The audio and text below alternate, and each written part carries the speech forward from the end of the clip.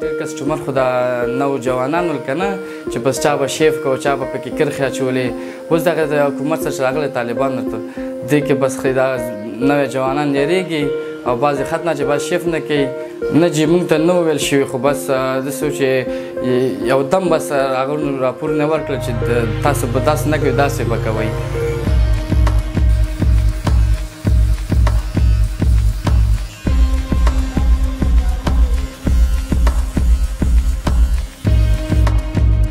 نوم مې آصف دی د افغانستان نه راغلی یم او د جلال آباد ننګرهار ولایت یم. کار مې خو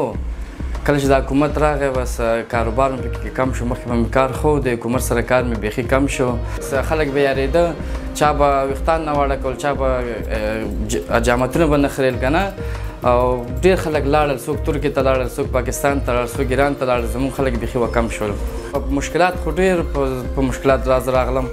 نه کاټ را سره او نه څه مهاجرکټ چې شم را سره نو بس هماغه د افغانستان تذکره و را سره او دلته هلته مې د پولتک کې یو څو روپۍ تېرې کړې بس پرېښودم که نه ډېر سخت لاره بس نه پرېښودم تر هغه چې کاټ به را سره نه و او د کور مشر یم زه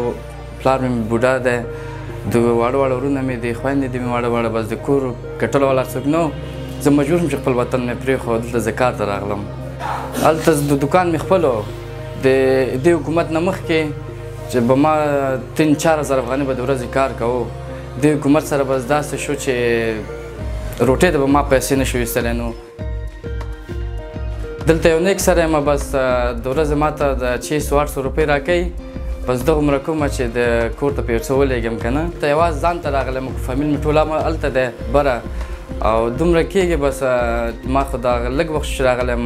دومره کېږي چې بس ولېږم هلته رینګ وکړي چې بس دغه شی نشته هغه شی نشته یو څه وکړم چې به ورلېږم چې د هغوی ضرورت پکې رفع شي او په کور دی کاروبار پکې پخواني سیسټم کې شي پخواني غوندې خلک چې واپس خلک خپل وطن ته راشي پردي وطن نه بس خپل وطن ته خلک راشي دا به ښې چې پخواني سیسټم بېرته خپل حالت ته راشي.